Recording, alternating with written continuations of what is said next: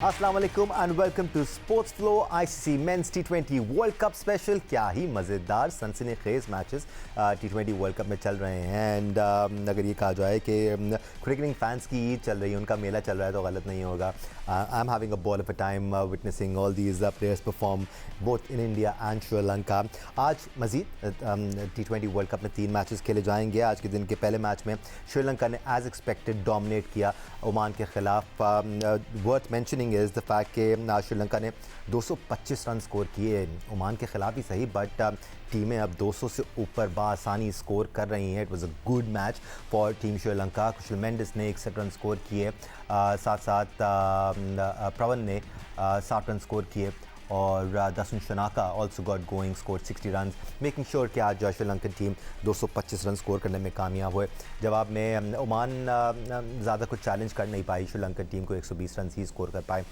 Even though Hasaranga is down and out of the Sri Lankan squad, उसके बावजूद श्रीलंका अपनी होम कंडीशंस में खेल रहा है and you got to consider them as favourites in these conditions. उसके अलावा आज मजीद 2 मैचेस खेले जाएंगे। नेपाल मुकाबला करेगा इटली का। ऑल आइज और नेपाल ने जिस तरह परफॉर्म किया है, और आज के दिन का आखिरी मैच इंडिया और नमीबिया के दरमियान खेला जाएगा।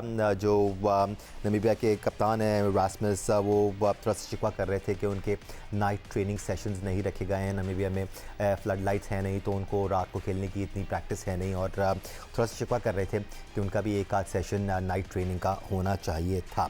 राइट देन ये इश्यूज़ चलते रहेंगे। कल जो मैचेस खेले गए वो सनसनी से भरपूर थे। एक तरफ वेस्ट इंडीज़ ने इंग्लैंड को 30 रन से शिकस्त दी। How good are they looking this time around. बहुत ही बैलेंस स्क्वाड नज़र आ रहा है वेस्ट इंडीज़ का। हम अपने एक्सपर्ट्स को ऑन बोर्ड लेंगे वेस्ट इंडीज़ के लिए।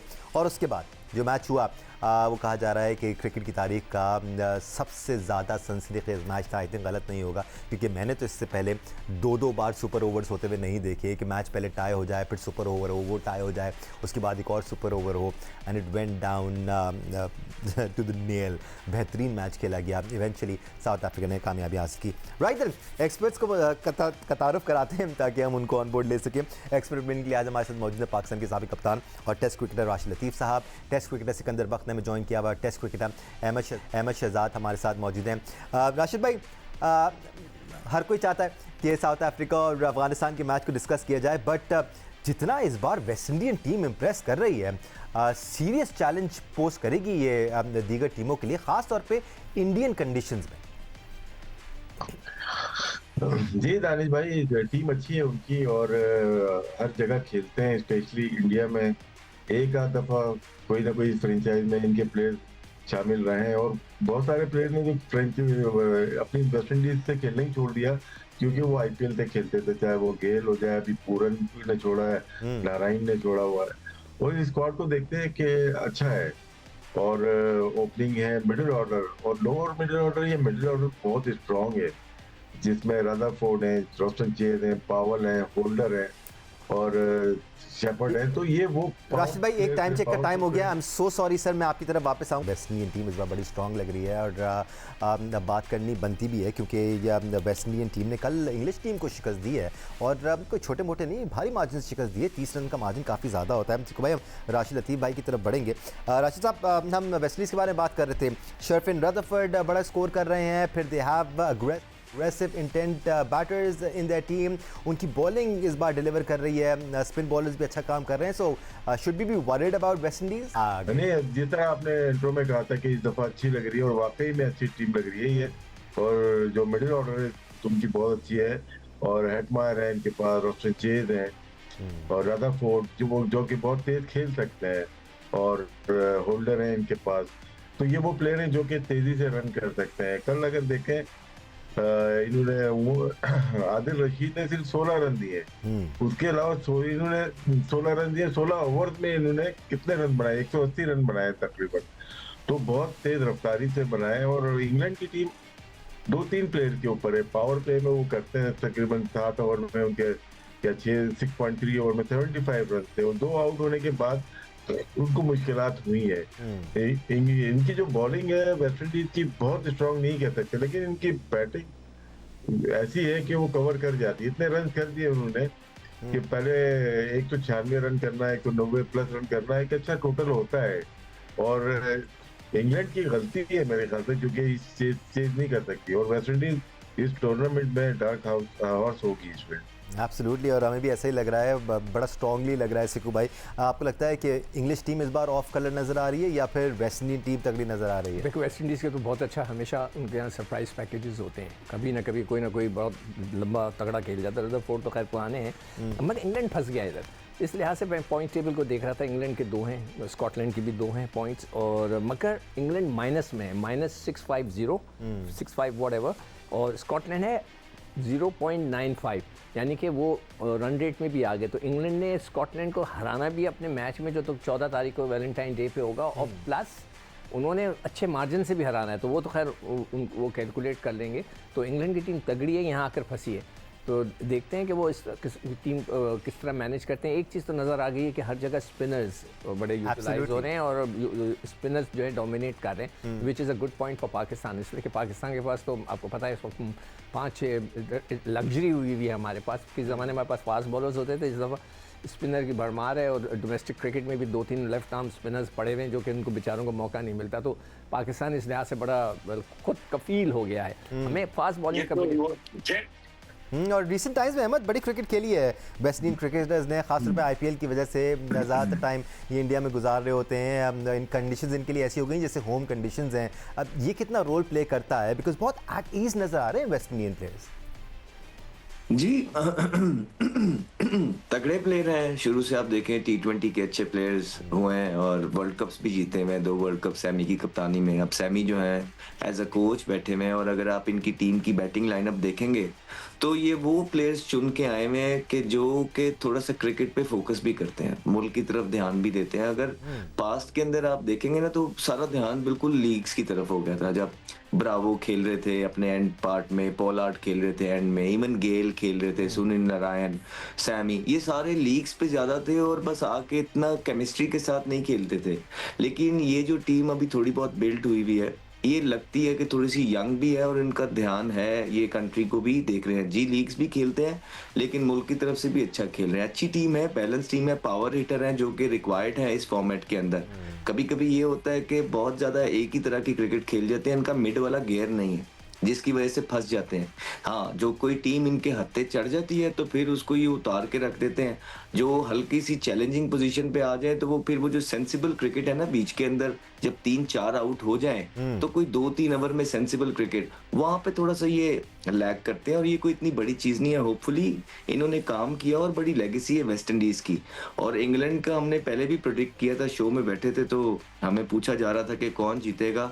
तो करंट फॉर्म, करंट कप्तान, टीम का कॉम्बिनेशन, कंडीशन देखते हुए हमने बोला था कि वेस्ट इंडीज जीतेगा, और वेस्ट इंडीज ने ये साबित किया। एब्सोल्युटली।